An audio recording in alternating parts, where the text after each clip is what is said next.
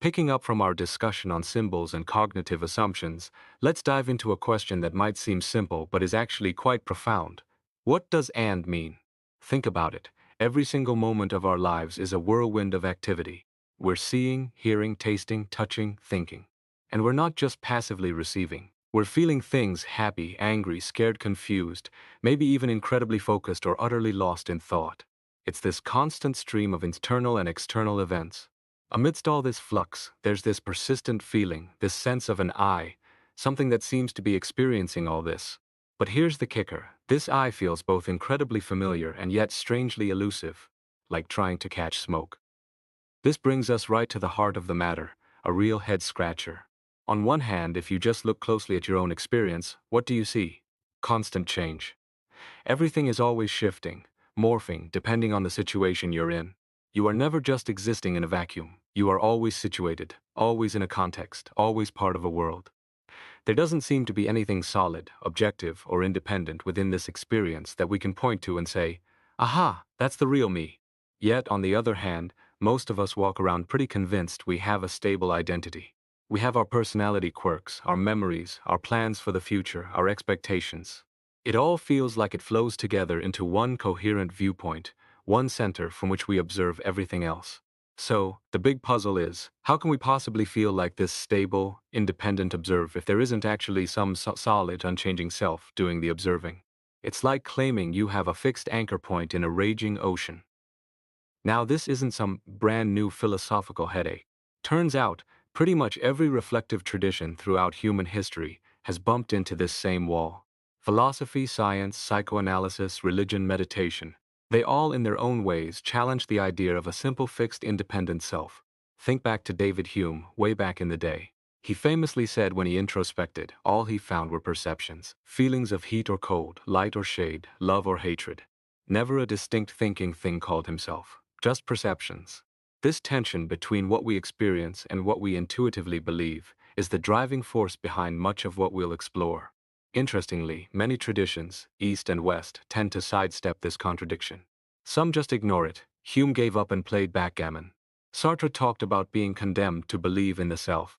Others propose a kind of ghost in the machine, a transcendent self, like the Atman in Hindu philosophy, or Kant's transcendental ego, something that's supposedly there but fundamentally unknowable through direct experience. And then there are traditions, especially in psychology, that might not even notice the contradiction in the first place. So, where does the approach we're focusing on come in? It comes from the practice of mindfulness or insight meditation. The core idea is to gradually develop the ability to be present with whatever is happening, mentally and physically, not just during formal sitting sessions, but throughout everyday life. What often happens when people start doing this is a kind of shock. They realize just how incredibly busy their minds are. Thoughts, feelings, desires, fears, all sorts of mental content just churning away like a dog chasing its own tail, never stopping. As practitioners get a bit more stable in this presence, they start noticing something else. Experiences aren't permanent. Not just the obvious stuff like leaves falling off trees or people aging, but something much more subtle. The very texture of mental activity changes from moment to moment. It's like a river of fleeting mental events. And here's the crucial part. Not only do the experiences change, but the perceiver also changes. There's no constant landing pad for experience, no steady observer. This leads to this weird feeling, sometimes described as nobody is home, which points towards the Buddhist concept of anatta, no self. It's the realization that the center we thought we had is actually missing. Now, why does this lack of a solid self feel so uncomfortable? Because our minds, being creatures of habit, try to resist this impermanence. They want to cling on to things, make them permanent, assume there's a constant self to protect, and generally run away from the discomfort of change. This creates a constant undercurrent of restlessness, attachment, anxiety, and dissatisfaction. In Buddhist terms, this whole package deal is called dukkha. It's often translated as suffering, but it really encompasses a wider range of unease and discontent. The core Buddhist insight here is that this suffering, this dukkha, arises precisely from our tendency to grasp at a self where there isn't one.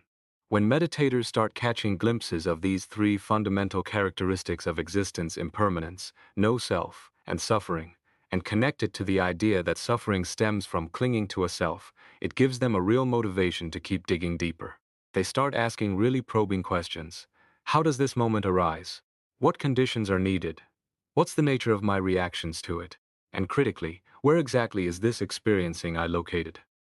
Interestingly, this initial spirit of autonomous investigation, of questioning what can be directly known, echoes Descartes' famous meditations. He started by doubting everything except what his own mind could clearly perceive. Sounds familiar, right? But here's where Descartes kind of fumbled the ball. His conclusion, I think therefore I am, is powerful, but it doesn't really tell us what this thinking I is made of. He inferred it was a thinking thing, a res cogitans. But strictly speaking, the only thing he could be certain of was the act of thinking itself. If he'd been even more rigorous, maybe he would have focused less on declaring the existence of a separate thing doing the thinking, and more on analyzing the process of thinking itself. Instead of jumping to, I am a thinker, perhaps he should have asked, what is this thinking process, moment by moment? So, how does mindfulness practice help us investigate this? Well, when we bring open awareness to our basic unease, the usual distractions drop away, and the raw texture of thought, emotion, and bodily sensation becomes incredibly clear. The practice encourages a kind of pragmatic, non-judgmental observation. It's not about analyzing the content of thoughts or labeling emotions. Instead, the focus sharpens on the process itself. Think about it. Instead of getting lost in the thought, I'm worried about the meeting, the attention goes to the act of worrying, the feeling of worry, the physical tension that arises. It's about noticing the thinking, the feeling, the sensing as they occur, right there, right now, without getting caught up in what they are or what they mean. It's like watching waves crash on a shore, focusing on the wave itself, not the ocean or the water. And here's a fascinating twist. When we start questioning this self, the first big discovery isn't that there's no self, but rather how utterly egocentric we are. We're constantly operating as if we have a precious self to protect and maintain. Think about it, a tiny splinter, a neighbor's loud music, bam. Fear, irritation, anger. A chance for praise, a potential promotion, a bit of fame, a pleasant sensation, greed, striving kick in. Waiting for a bus, meditating, anything that doesn't seem immediately relevant to our personal agenda. Boredom sets in. These impulses, fear, anger, greed, boredom, they're automatic, instinctive everywhere, and incredibly powerful. We usually just roll with them, take them for granted. But the meditative inquiry asks, okay, if this self is so central, what kind of entity is it? What does it actually do? What kind of I supports these reactions? The Tibetan master Sultram Gyatso puts it beautifully. For us to even talk about a me, this I has to meet certain criteria. First, it needs to be durable. If it vanished every millisecond, we wouldn't fret about the next second, would we? Second, it has to be singular. Why should I care more about myself than about someone else's? Third, it needs to be independent. Otherwise, saying, I did that, or I have this, wouldn't make much sense. Yet, we all act as if we possess such a self, constantly worrying about protecting it or improving it. It's a deeply ingrained habit, usually unquestioned. And here's the link. All our suffering, whether it's loss, gain, pleasure, or pain, seems tied to this very identification with this vague, fluctuating sense of self. So, the meditator's job isn't to theorize about the self. It's to observe directly how the mind clings to I and mine, how suffering arises from that clinging, and then try to pinpoint that I, the kicker. No matter how hard you look, you can't find it. It's like searching for a ghost, you feel its presence, but you can't grab it. Okay, so we've looked for the self in our everyday experience and came up empty-handed. Where else could it hide? Let's turn to some tools from Buddhist Abhidharma teachings. Now, don't get scared by the name. It's basically a detailed analysis of the components of experience. Think of it like taking apart a complex machine to understand how it works. The Abhidharma tradition offers several sets of categories, and the most well-known is the set of 5 aggregates, or skandhas. The word skandha literally means pile or heap. Legend has it that the Buddha used actual piles of grain to illustrate these concepts.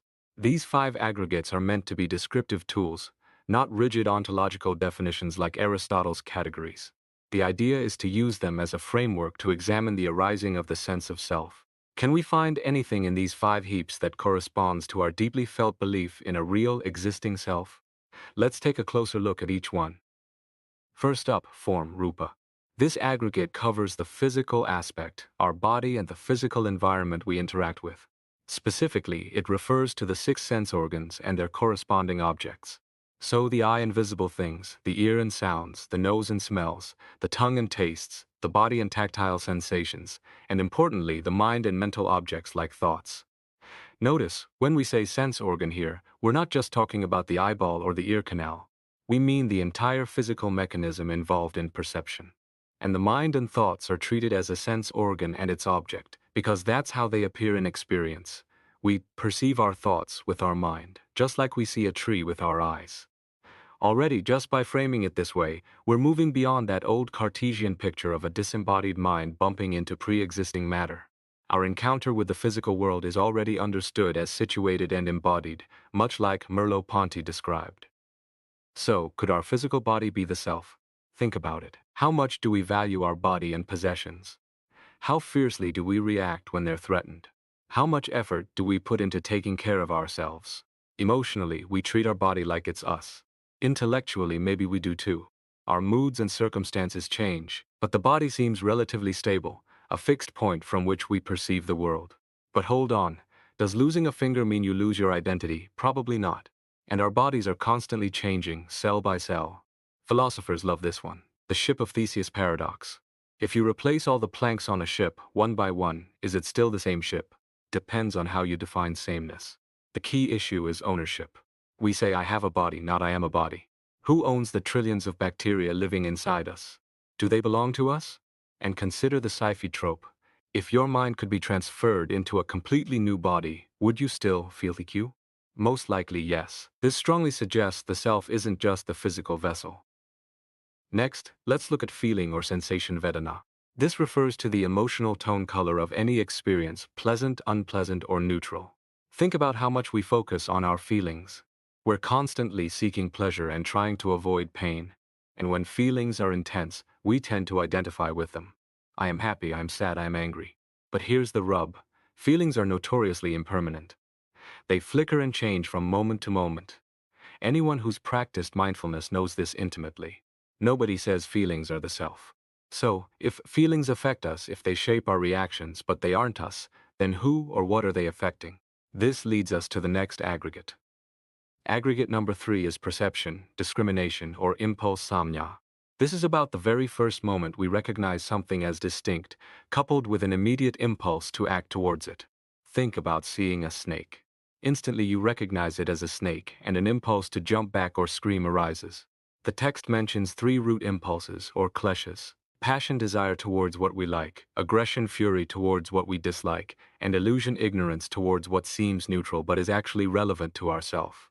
The idea is that because of our ingrained self-centered habits, we instantly categorize everything as either good for me, bad for me, or irrelevant to me, and that triggers an automatic reaction.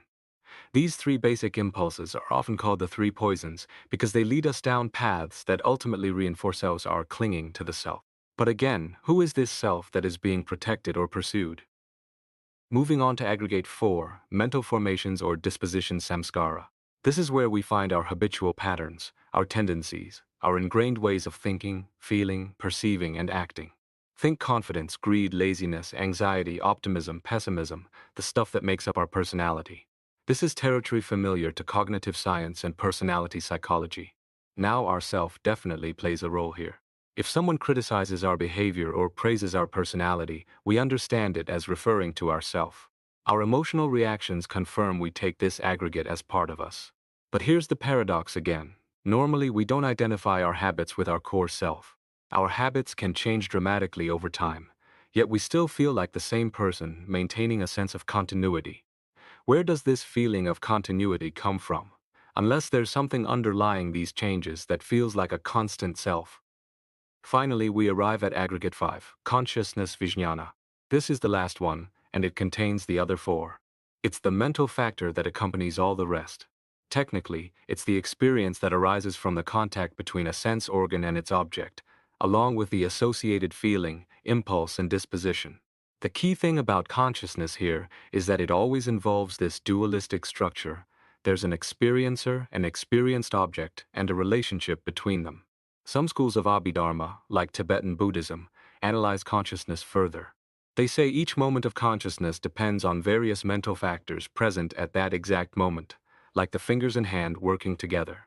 5 factors are always there, contact, feeling, discrimination, intention, attention. Other factors like specific emotions or dispositions come and go. The combination of these factors gives each moment of consciousness its unique flavor. Now this sounds a bit like Husserl's or Brentano's idea of intentionality. Consciousness always points to something. But there are differences. The objects and factors here aren't necessarily representations in the Husserlian sense, and consciousness vijnana is just one way of knowing, not the full-blown representational knowing prajna. Maybe call it proto-intentionality. There were ancient debates about whether consciousness and its object arose simultaneously, sequentially, or if consciousness adopted the previous thought. Despite the debates, there was agreement. Each sense modality has its own consciousness, and crucially, no real, independent self was found in consciousness, the experiencer, the object, or the linking factors. So we've checked all 5 aggregates individually, and we didn't find a solid self. But maybe the self is the sum total of all 5 aggregates working together. Perhaps it's an emergent property, like wetness emerges from water molecules? This sounds plausible, and people often try to define the self this way. But the problem is, we don't see this mechanism clearly in our direct experience. More importantly, we cling fiercely to our specific personal self, not some abstract emergent concept. Science talks about emergence, sure, but it doesn't quite capture the visceral grip we have on myself.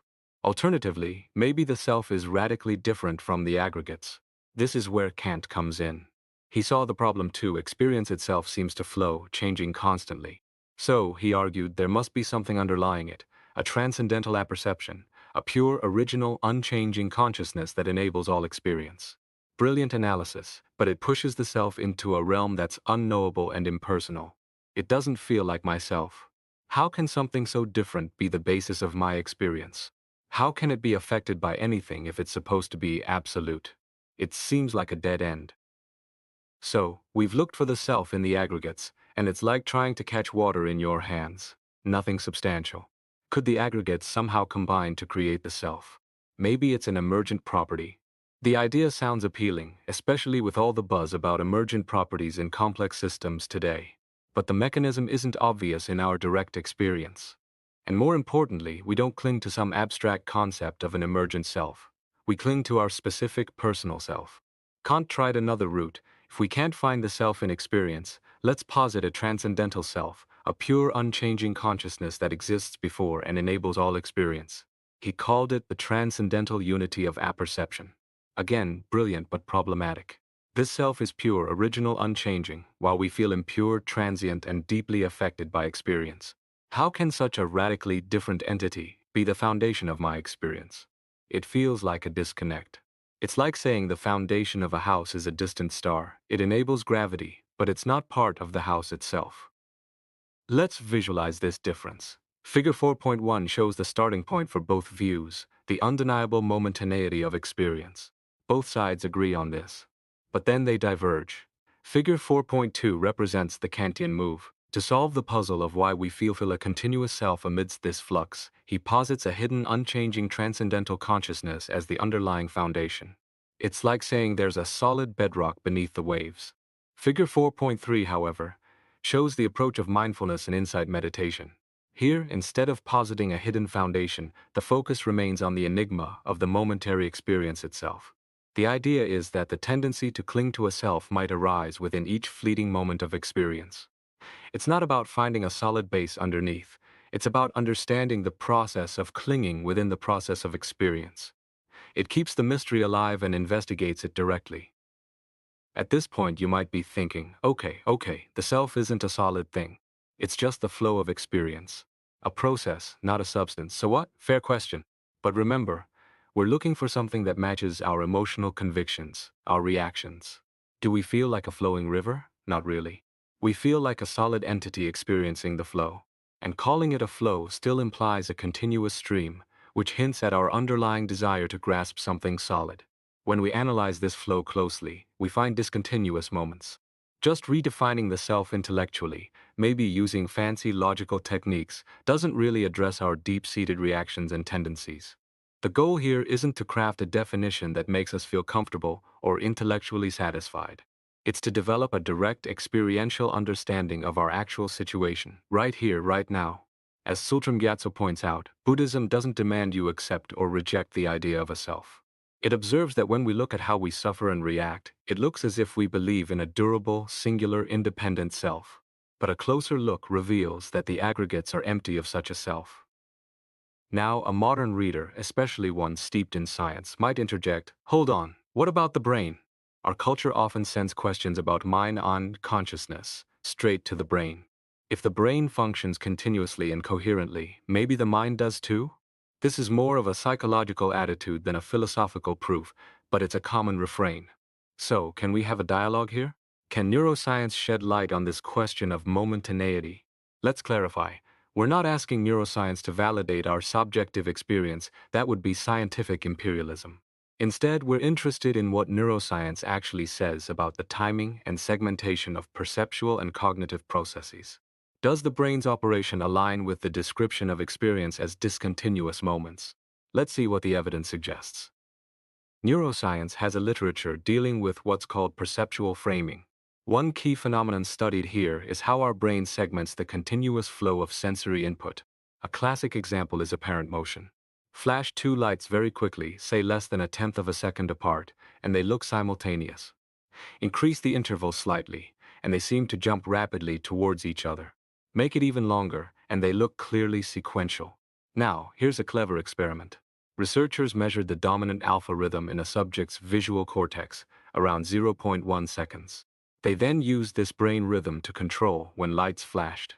Look at figure 4.4 for the setup. The results, shown in figure 4.5, were fascinating. When the lights flashed in sync with the trough of the brainwave, the subject perceived them as simultaneous.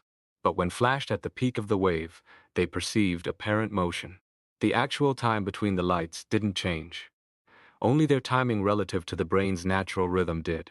This strongly suggests our visual system has a natural temporal frame, possibly linked to this brain rhythm, around 0.1 to 0.2 seconds. Events landing within this frame are processed as belonging to the same now. Why would the brain have such a rhythm? Well, the brain isn't just a simple relay station from the senses to the muscles.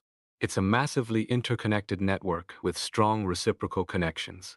Activity spreads through it cooperatively, and this takes time to initiate and settle. Neurons themselves have electrical properties that allow them to oscillate rhythmically. These oscillations can act as coordinators. Specifically, the rhythm around 0.1 seconds is closely tied to the back-and-forth communication between the thalamus and the visual cortex, a kind of reverberation loop. There's evidence that synchronized activity between these structures forms the basis of the alpha rhythm. It seems this 0.5-second window might be the minimum time needed for a recognizable perception to form. While more complex thoughts might linger longer, perhaps up to half a second, the basic perceptual unit seems to be quite brief. How do we know these brief perceptual units are happening? One tool is event-related potentials, or ER. You present a stimulus, like a visual cue, and record the brain's electrical response over time. By averaging many trials, you can pick out consistent patterns. Look at figure 4.6a, showing electrode placement. In one study, subjects had to estimate distances and press a button proportionally. Comparing the brain activity when they did move versus didn't move, the difference was significant only in a specific window, 300 to 500 milliseconds after the stimulus, as shown in figure 4.6b. The researchers called these patterns shadows of thought. They looked like shifting clouds of electrical activity across different brain regions, appearing and fading within that time frame, as shown conceptually in figure 4.6c. This neurophysiological picture of fleeting, shifting neural activity resonates interestingly with the meditator's direct experience of discontinuous, momentary mental events. Now, a subtle but important question. Do these aggregates arise one after another sequentially, or do they pop up all at once simultaneously? Different authors describe them differently, sometimes sequentially, sometimes as layers or components. It often depends on the teaching context. For most of us, phenomenologically, they seem to manifest too quickly to tell. This aligns with the neuro-observations, suggesting brief perceptual units. Form and perception, for instance, seem to emerge together, figure emerging from ground, discrimination being an active process. Neither seems strictly prior. Neurophysiologically, we see early perceptual stages happening before later cognitive correlates, like that 100 to 200 millisecond difference in the ERP example. That's too fast for casual attention, but perhaps discernible with highly trained attention. And that's where meditation practice comes in. Through sustained practice, meditators develop such refined attention. They can access insights that beginners might miss, becoming sensitive to the subtle movements of the mind. Eventually, the arising of these aggregates, whether sequential or simultaneous, becomes spontaneously noticeable. So after this thorough search through the five aggregates, what have we found? We found the physical body, feelings, perceptions, mental habits, and various modes of consciousness. We found all sorts of rich, dynamic experience. But we didn't find that solid, independent, enduring self we were looking for. It's like trying to catch smoke, you end up with empty hands. Why this feeling of emptiness? Because we were trying to grasp something that wasn't there, the solid, independent self. And what did we find instead? We found our ingrained emotional reactions, our habits of clinging, our attachments. This is why the aggregates are also called the aggregates of clinging. We cling to these experiences as if they were the self, but they are actually empty of a self. They are full of experience, yes, but empty of a permanent, independent entity. How can this be? Because the very fact that experiences arise and pass away, that they are impermanent, is the emptiness of self. If there were a solid, unchanging self hidden inside or behind the aggregates, its very nature would prevent this constant arising and ceasing. The fact that experience flows freely is precisely because there's no solid dam holding it back. What we've seen here is that neither cognition nor direct experience seems to present us with a solid existing self. Yet our habitual belief in a me, our continuous clinging to an ego, appears to be the root cause of human suffering and the perpetuation of our ingrained patterns. Science has certainly helped nudge us towards this realization of no fixed self, but it tends to describe it from a distance. Science can show us that a fixed self isn't necessary for the mind to function, but it doesn't give us a way to confront the uncomfortable truth that this now unnecessary self is exactly what we cling to and consider so precious. There's a gap here. The experience of mind without ego, not just as a theoretical construct, but as a lived reality, holds the potential for profound transformation. As the philosopher Merleau-Ponty noted, science manipulates things and renounces to live among them. Its strength in this detachment, allowing for objective study and manipulation. But this also becomes its weakness. It creates a distance from the very phenomena it studies. In the age of cognitive sciences, this distance might be becoming increasingly problematic. For science to maintain its authority responsibly, perhaps it needs to broaden its horizons to include a more alert, open analysis of lived experience, like the kind we've been discussing. Current cognitivism, with its focus on symbol manipulation and deductive logic, seems hesitant to take this step. However, there are emerging approaches, particularly those exploring the self-organizing qualities of biological systems, that offer new perspectives on these very issues. That opens the door to the next stage of our exploration.